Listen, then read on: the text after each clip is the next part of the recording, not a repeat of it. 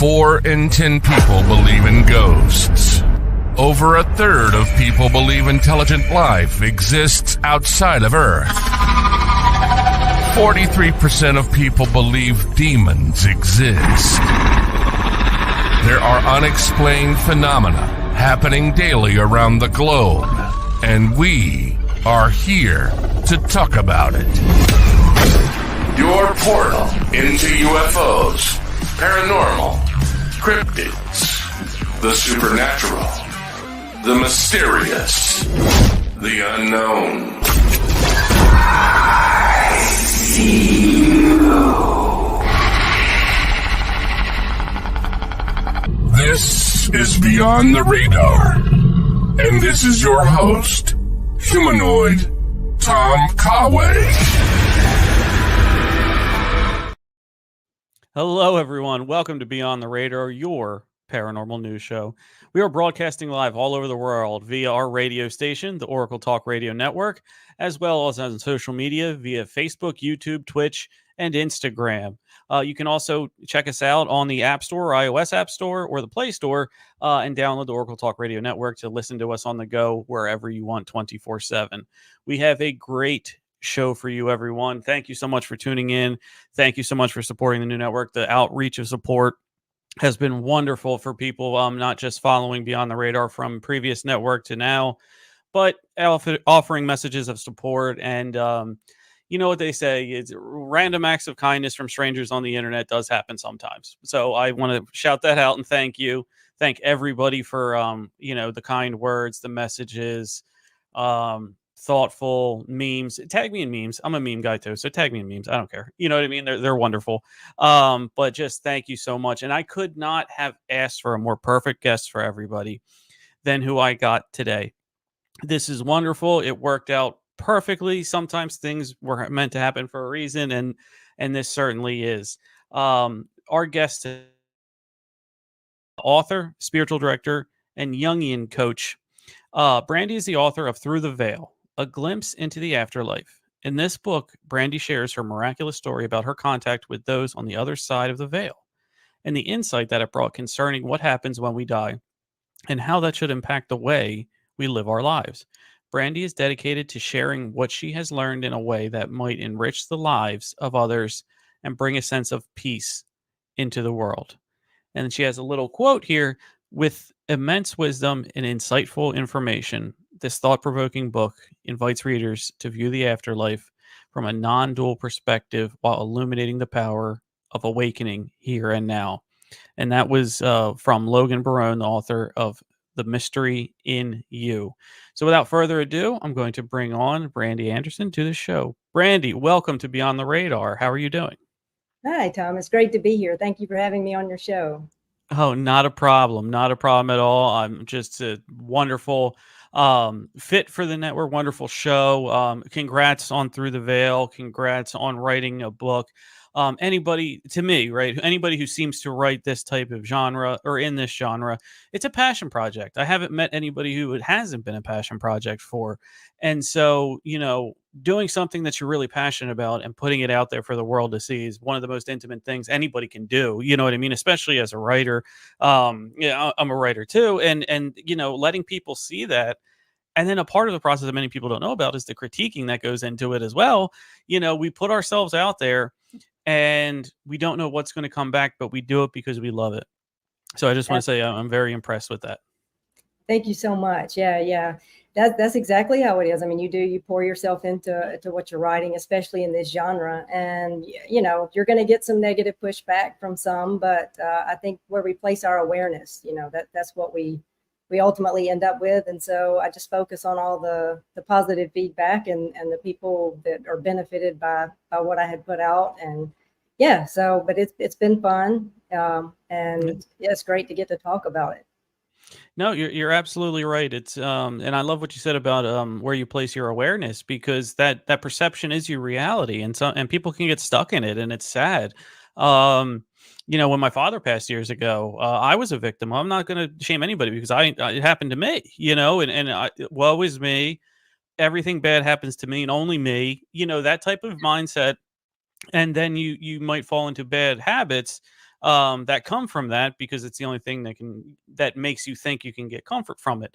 But you're exactly right. Where we place our awareness dictates a lot of what we do. And one of the hardest things, and you can see it from a mile away with somebody, is when they have that victim mindset of woe is me, all of that. So, I haven't heard many touch on that, but that's very, very powerful.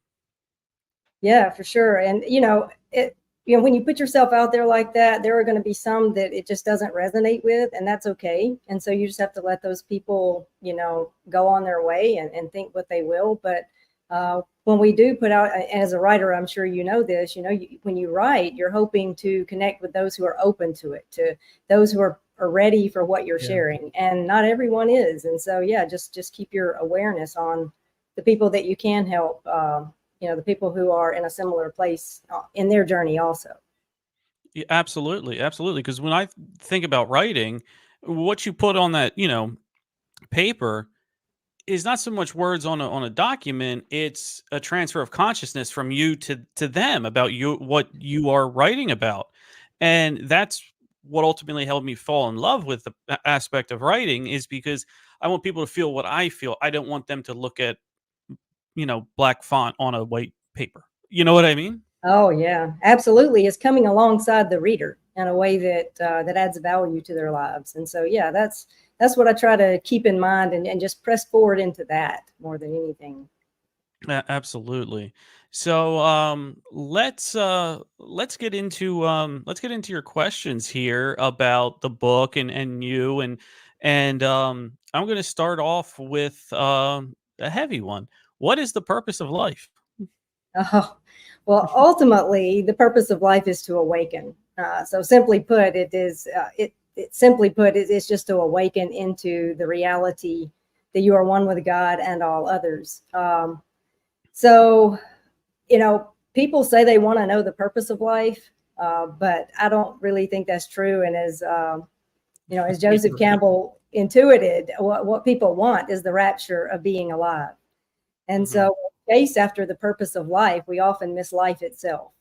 But if we, back up and realize and see, holistically the full picture of things, all of life is designed to awaken us. And so the purpose is just to awaken, to raise our consciousness, and to be fully present in the moment, in every moment, and embrace life just as it is. Well said, very well said, and spoken like a true expert. Um, to me, my next follow up from that comes with, why are there so many distractions that do take us away from what we are meant to be?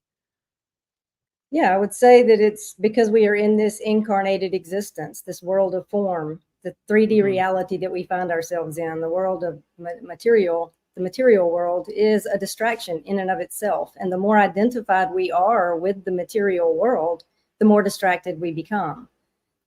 So ultimately, it's about seeing through all of that, the world of form, all that it offers, all of the tantalizing Yeah. aspects of the world of form, is to see through it and see it for what it is.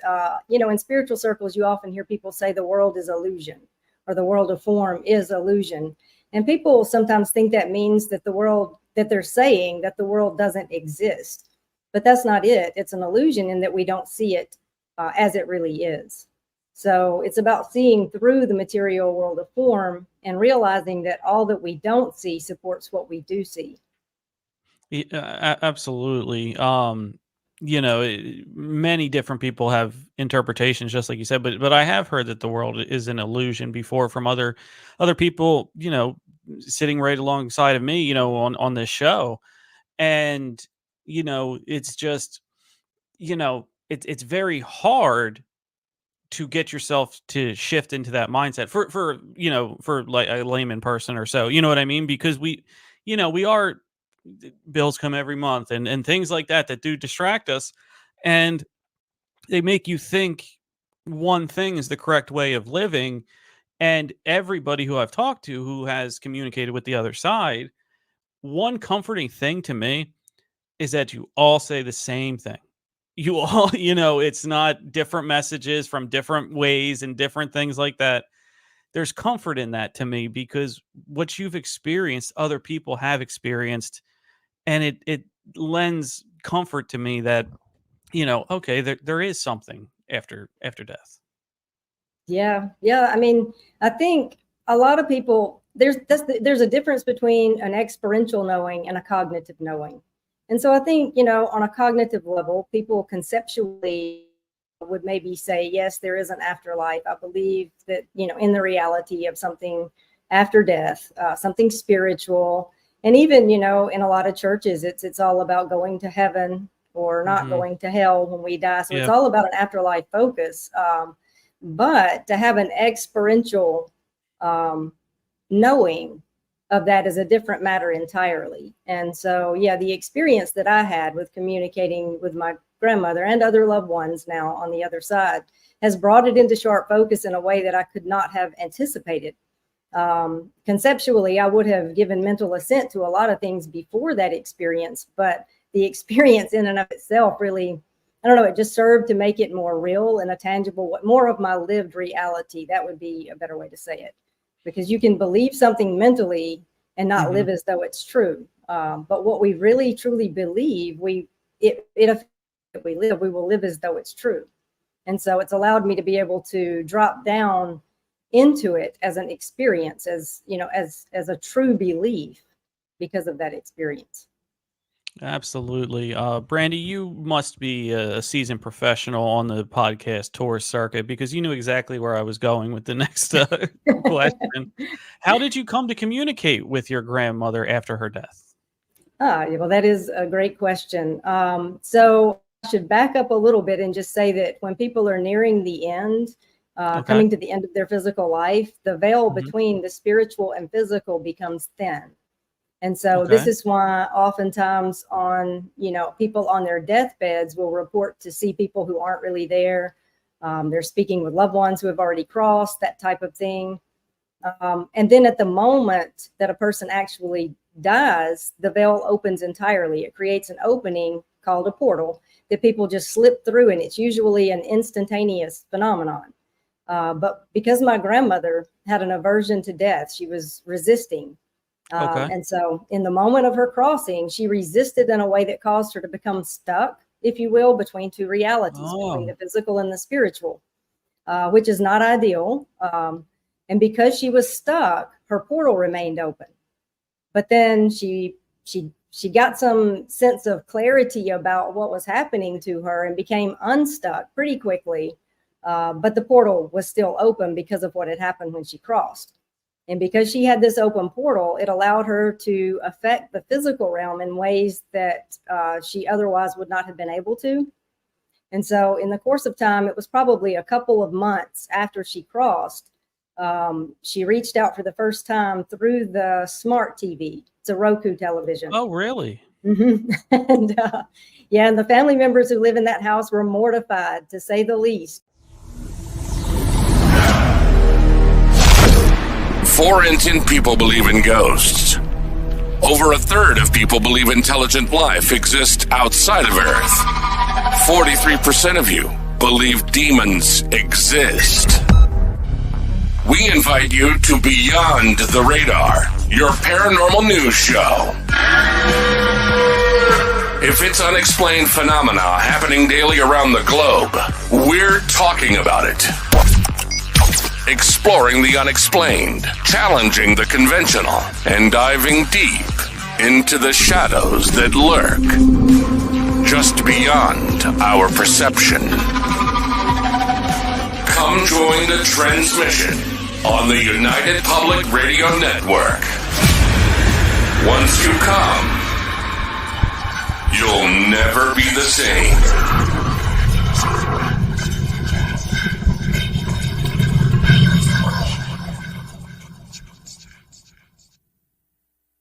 Meet Daniel Knight, a psychologist with an extraordinary gift to absorb and heal the deepest wounds of the mind.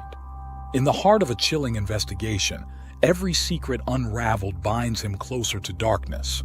But as he delves into the psyche of a killer, his own demons emerge. Caught in a battle within and against an evil that seeks to exploit his powers, where the line between savior and victim blurs. Dare to heal the wounds of the mind. Healer. Read it today. Do you want to reach millions with your product or service? Are you looking to connect with a diverse, intelligent, and engaged audience? Then look no further. Beyond the Radar radio show is your golden ticket to achieving just that. Our listeners are curious, open-minded, and always eager to learn. They value quality, authenticity, and innovation, just like your brand. With Beyond the Radar, your advertisement will be heard by millions of dedicated listeners. Our show covers a wide range of topics, attracting a diverse audience that could be your next loyal customers. So why wait? Take your brand to Beyond the Radar and into the hearts and minds of millions. Advertise with us. Let's explore the extraordinary together.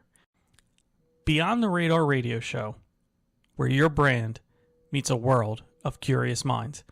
Contact us today for advertising opportunities at www.beyondtheradarnews.com and fill out our contact form. We hope to talk to you soon. Samantha survives a tragic accident thanks to Lucian, an enigmatic being. Her newfound abilities catch the attention of a secretive government agency. Drawn to Lucian despite the danger, Samantha is unaware of his true identity. She teams up with Lucian's brothers in a daring mission to rescue him. Accused unfairly, Lucian seeks refuge on his distant homeworld. Can Samantha prove Lucian's innocence and save their forbidden love? From the Sky by J.E. Nicasio. Available now. Get your copy on Amazon and BNN. Have you ever looked up at the night sky and wondered what lies beyond? Have you ever felt a sense of curiosity about mysterious lights darting across the sky? If so, my UFO 101 Unveiling the Unknown course is just for you. This course is a comprehensive introduction into the fascinating world of unidentified flying objects and extraterrestrial life. It is designed for beginners, so no prior knowledge is required. I am your instructor, Tom. I am an author, podcast host, and seasoned researcher in the field ready to debunk common myths and misconceptions. So are you ready to embark on an exciting journey to unravel the secrets of the universe? Join us at UFO 101 Unveiling the Unknown, and let's explore the unknown together. Don't let this free opportunity fly away. Enroll now and start your journey into the intriguing world of UFOs and extraterrestrial life. They were horrified. So the television sure. came on by itself, Yeah. Navigated to the search, and the word hello appeared in the search bar. Oh my.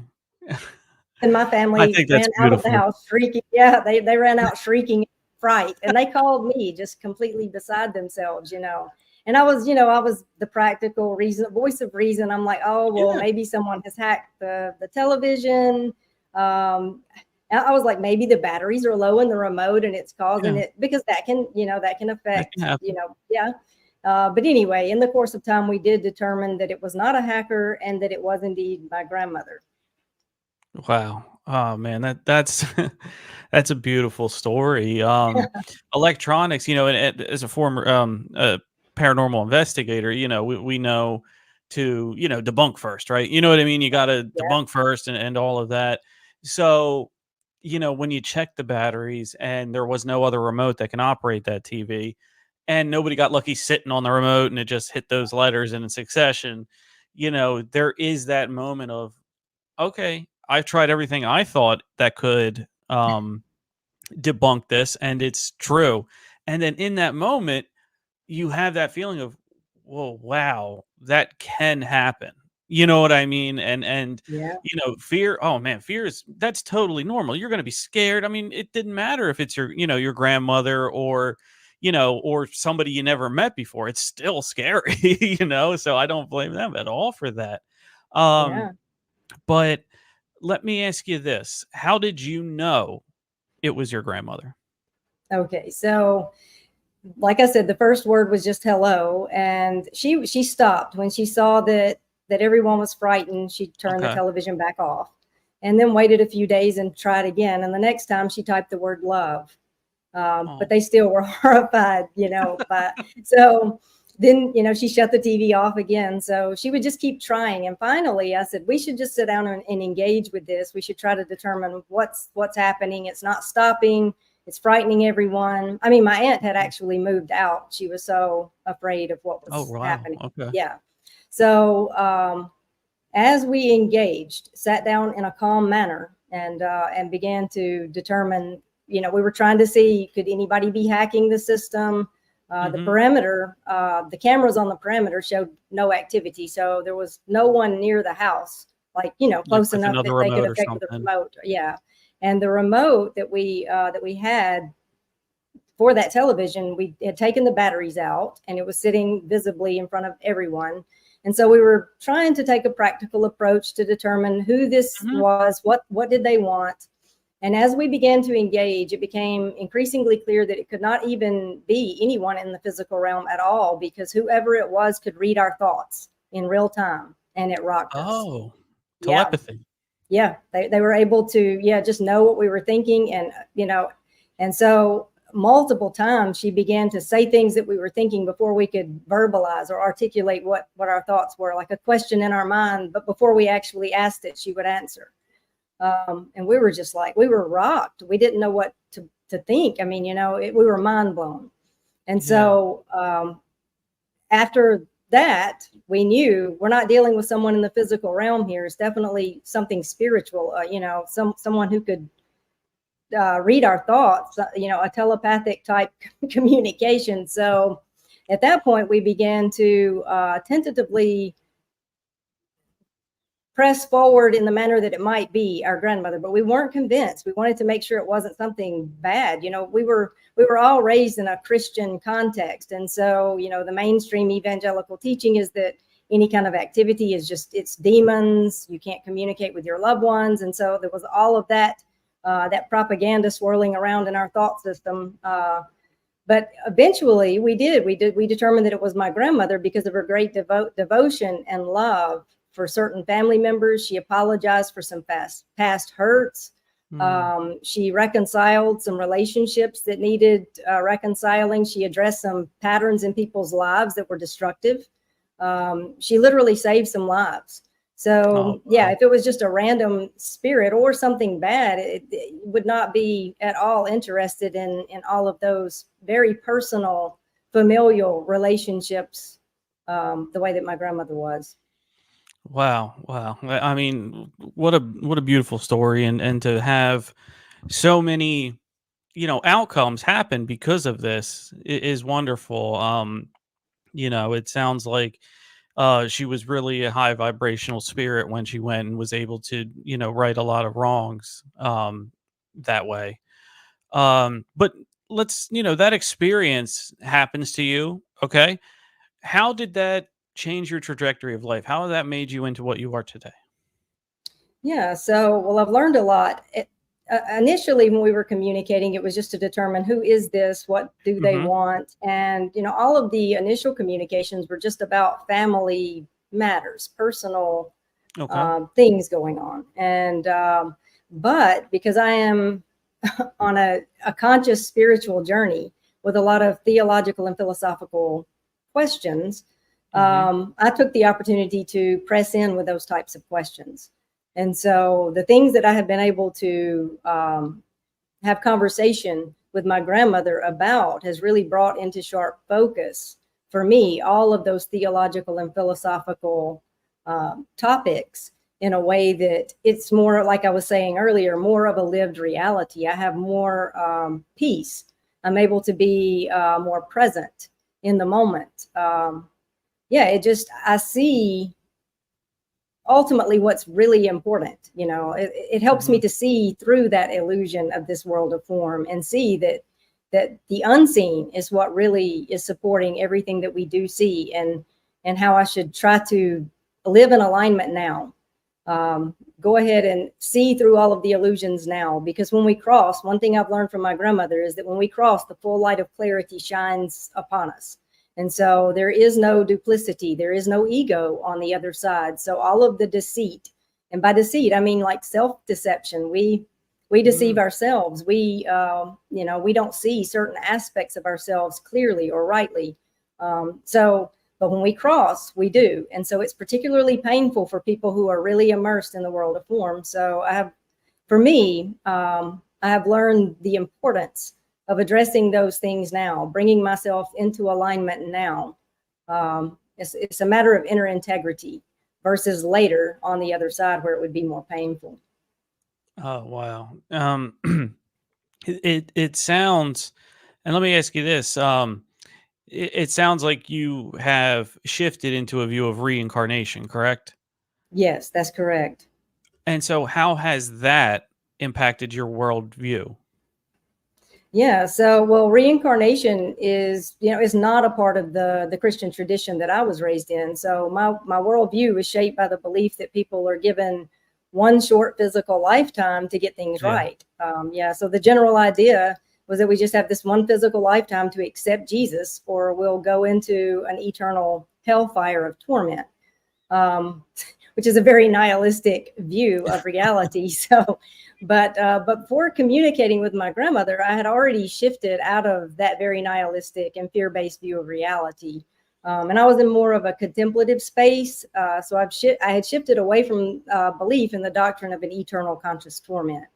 But by the time that my grandmother crossed, I had come to see that universal reconciliation was probably the most likely reality. So I was a hopeful universalist.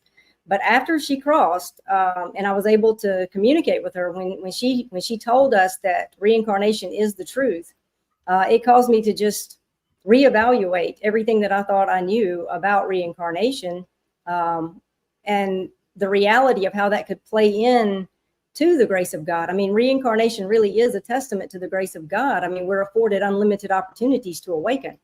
So it's not just this one short little life where we get one little chance to get it right or else. So that mainly it's that I see the cycles of reincarnation in all of life, really. I mean, everything is a life and death, a beginning and an end. Every moment is a reincarnation, really. And so when you start to view life from that way, you see that reincarnation really is woven into the fabric of reality in a way that's hard to miss. I mean, it's hard to miss unless you are conditioned to miss it. The seasons tell you that. Right. Everything. Yeah, you're exactly right. I mean, we put such an emphasis on teaching seasons to children early on. That's one of the first things kids learn, and all of that. And from that aspect, we accept it so much in one facet, and then we don't in another. And it's it's unlimited times to, like you said, unlimited times to awaken. But ultimately you can lead the horse to water, but you can't make it drink, right? Right. But in your estimation, or your professional experience, or expert analysis, whichever you want to call it, when you're talking about unlimited chances to get things right, how does hell, or the idea of hell, play a part in that?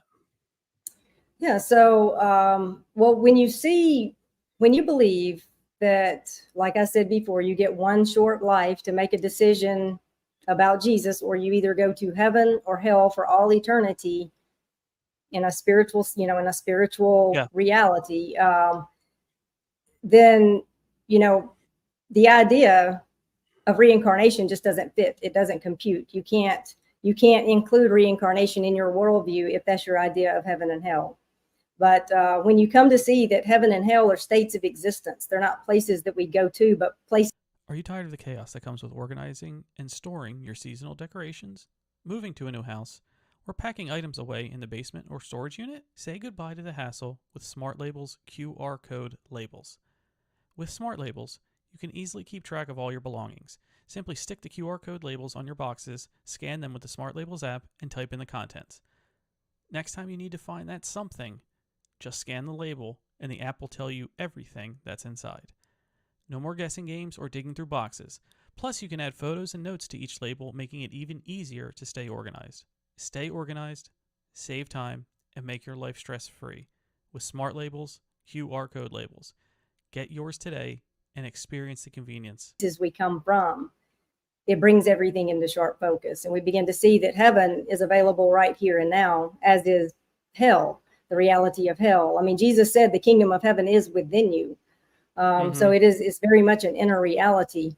So the idea of hell being a place that we go to is erroneous. However, I must say that there is a fire that my grandmother speaks of on the other side, and it's a cleansing or purifying fire. So it's not a tormenting fire of eternal torment kind of situation. It's the purpose of the fire is to burn away everything that interferes with love or that keeps you from being in alignment, to being whole.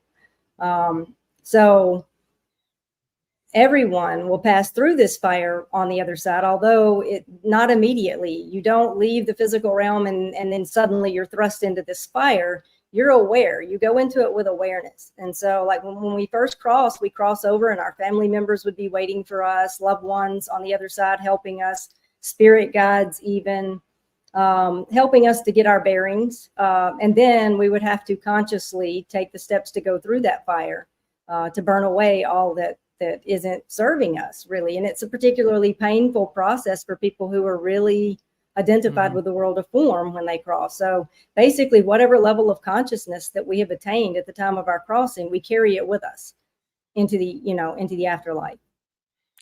Okay. All right. And I've heard, it's similar. It explains similarly from, many people, spiritual guides, advisors. One thing is, the purification that happens. You know what I mean? I totally believe in that. But you're saying the more you're attached to the physical form. Do you mean like the more you enjoy or indulge in sinful activities? Is that what you mean?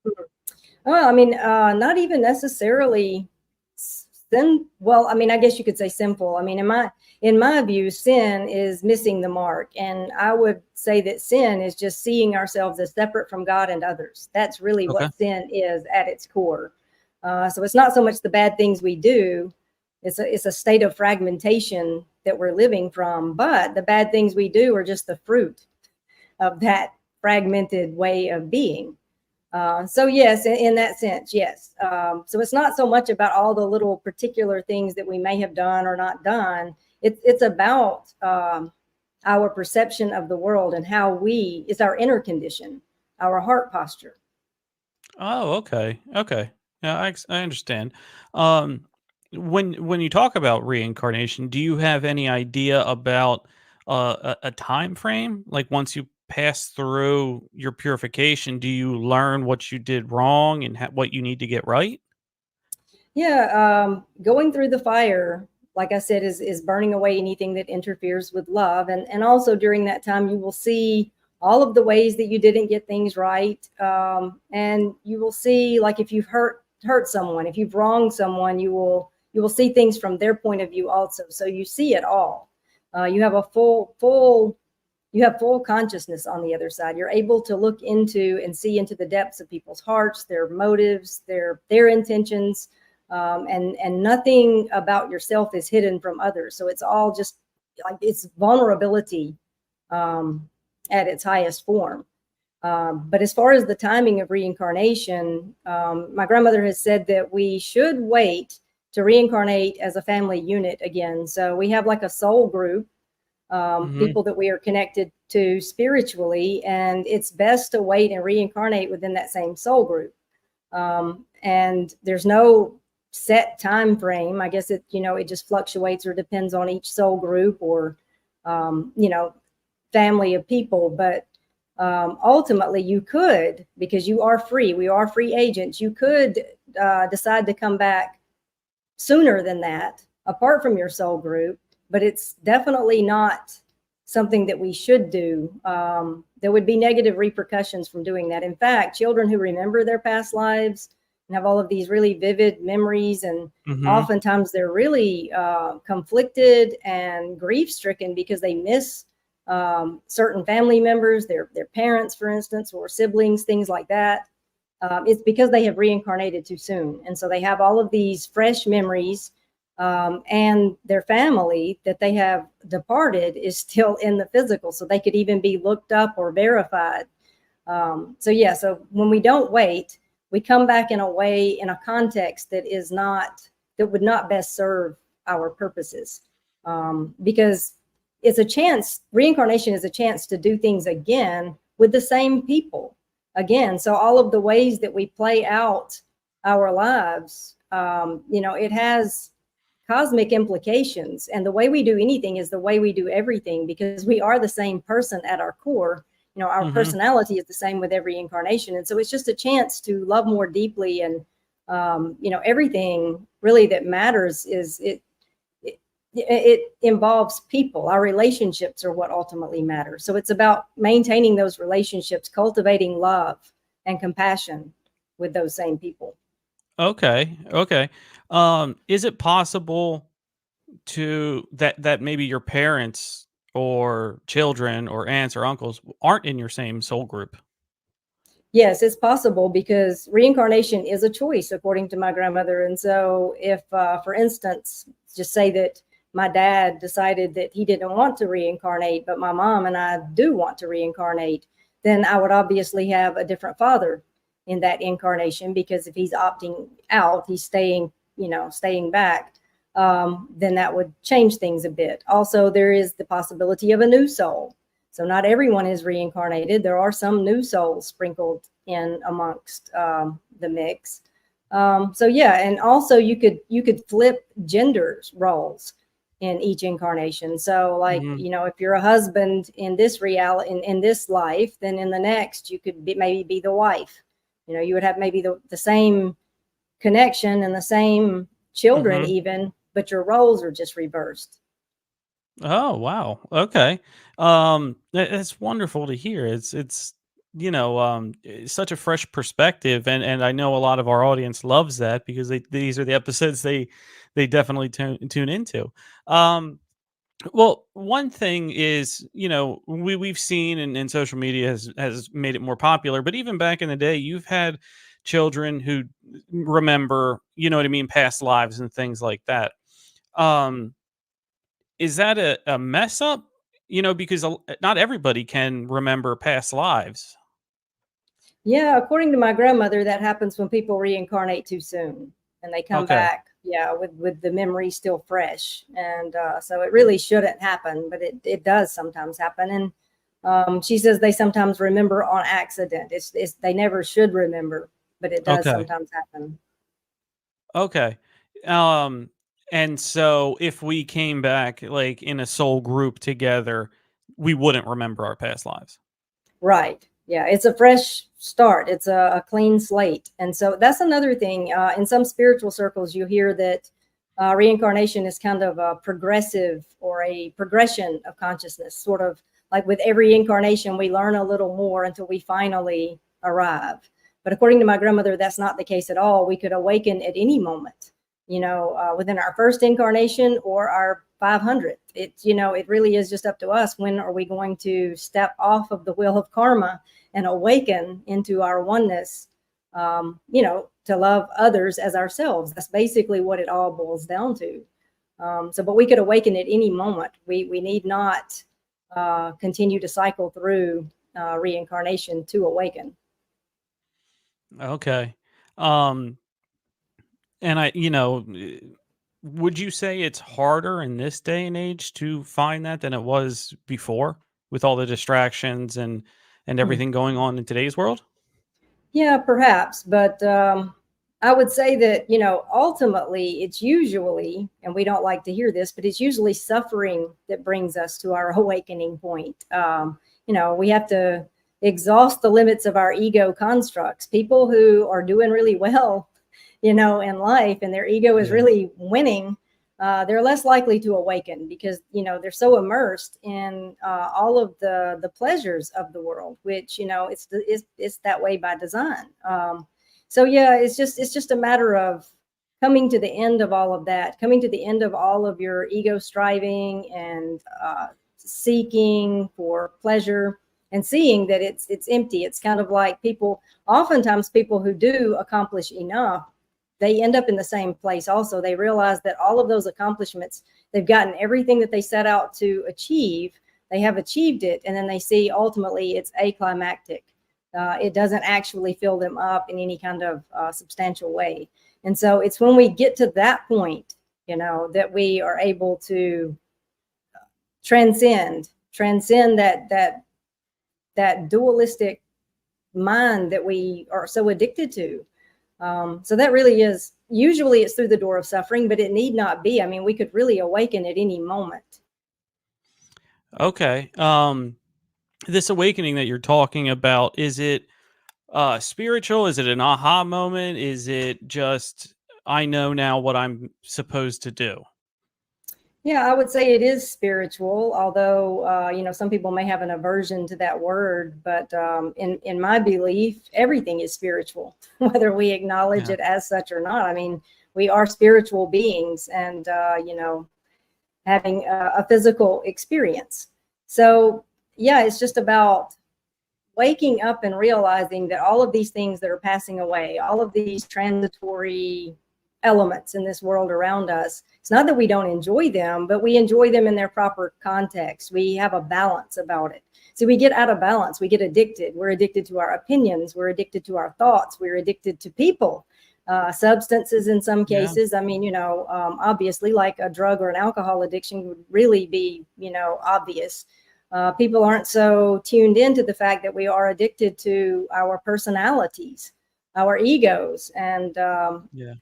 but it's all of that. If it was in its proper context, if we were to bring things into proper balance, we could enjoy this world of form, this physical world that we find ourselves in, but also be aware that we are one with God and others. And so we would be able to do things from love. We would be able to respond rather than react in every situation. Wonderful. Let's get to the point of evil, because this world has some evil things, and this world has some you know, uh, real suffering and caused by others. In your opinion, did God create evil? So I would say that God is the creative source of all energy. And because God infused creation with free will, the potential for evil is inevitable. Now, that doesn't mean that God perpetuates evil, but that God created a free universe where good and evil are simply just two sides of the same coin. The duality of the human mind is the perpetrator of evil in actuality. And the sooner we can come to terms with this fact of reality and forgive life for being as it is, the faster we evolve into those higher level of consciousness, where we can stop blaming the darkness and just simply bring the light. But there's only one consciousness within all of creation. In other words, we are all one with God, whether we realize it or not. But we have fallen asleep to our oneness, and we bought into the illusion of separateness. So this illusion of separateness leads us into identification with form, where all manner of distorted thinking arises. That's what I was saying earlier, that sin is really just a fragmented way of being. It's not so much the bad things we do. The bad that we do just flows from this fragmented way of being. So our egoic thoughts generate a low vibration, and it gives birth to destructive forces. Evil and suffering are perpetuated as people remain lost in the toxic loop of egoic thought. And they're completely identified with this 3D physical world around us. And so people often raise the question, why would a good God create a world where evil is even possible? But a world where nothing unfavorable could exist would cease to be good. There can be no such thing as good without bad, just like there's no light without darkness, or no tall without short, or inside apart from outside.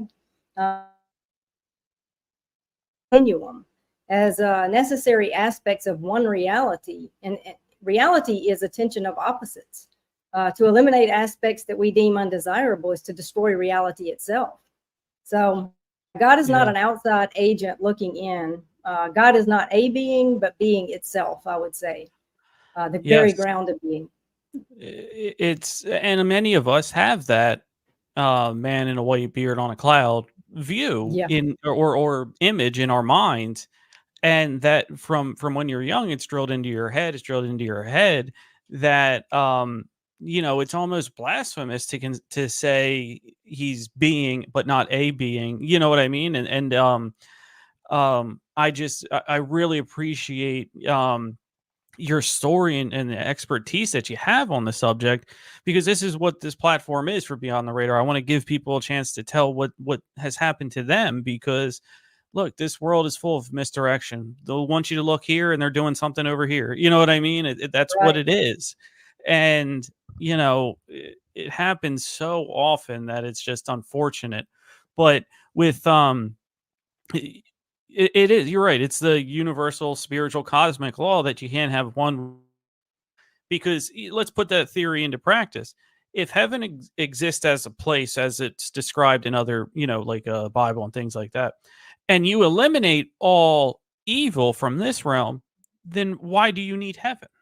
Yeah, because you have everything you need right here in a physical form. But it's just, as look, we're humans. We're on the third rock spinning in space. You know what I mean? We don't know any other civilizations, if there even is any. But we're so consumed with us. We are so consumed with us. And I like what you said about like addictions and things like that, because that's an outside thing. Other people can tell. You know what I mean? You have symptoms, you have whatever. But now people are starting to pay attention to maybe like cell phones. But you're right. Your ego wants to be the first word out of your mind when something happens in a reactionary way. I'm not doing that because I think I'm not doing that. I'm not doing this. I fall victim to that, and I'm not going to pretend to be any better than anybody listening here. You know what I mean? It's hard. It's hard to do that. I have gotten so much great advice from people like you about what this all means. And if I just take 1% from 100 different people, I'll end up someplace better than if I leave the show to myself, basically running it.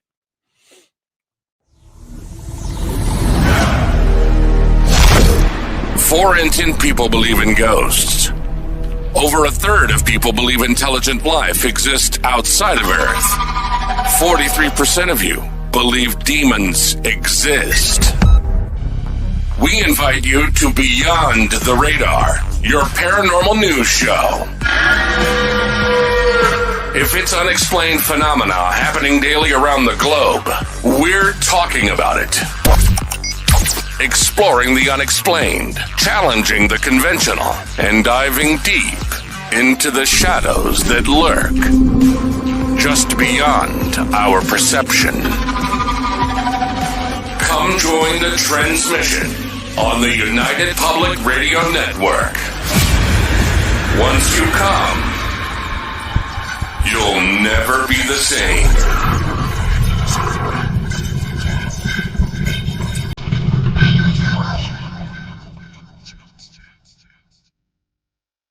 Meet Daniel Knight, a psychologist with an extraordinary gift to absorb and heal the deepest wounds of the mind. In the heart of a chilling investigation, every secret unraveled binds him closer to darkness. But as he delves into the psyche of a killer, his own demons emerge. Caught in a battle within and against an evil that seeks to exploit his powers, where the line between savior and victim blurs.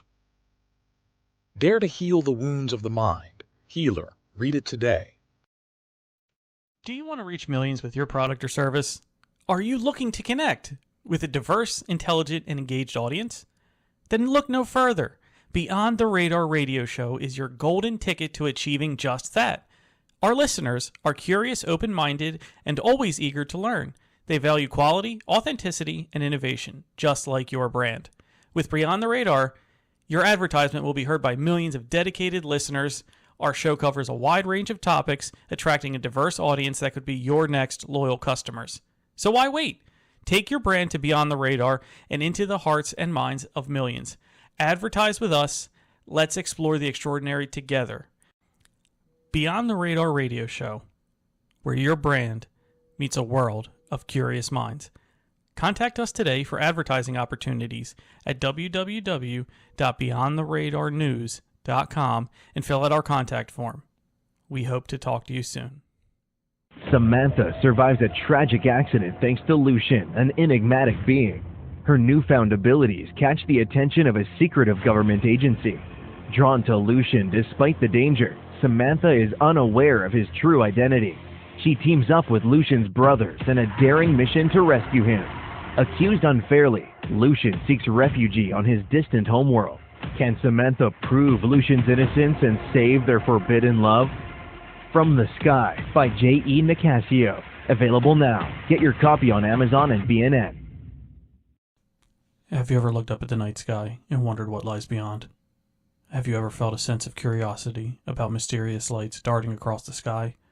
If so, my UFO 101 Unveiling the Unknown course is just for you. This course is a comprehensive introduction into the fascinating world of unidentified flying objects and extraterrestrial life. It is designed for beginners, so no prior knowledge is required. I am your instructor, Tom. I am an author, podcast host, and seasoned researcher in the field ready to debunk common myths and misconceptions. So are you ready to embark on an exciting journey to unravel the secrets of the universe? Join us at UFO 101 Unveiling the Unknown, and let's explore the unknown together. Don't let this free opportunity fly away. Enroll now and start your journey into the intriguing world of UFOs and extraterrestrial life.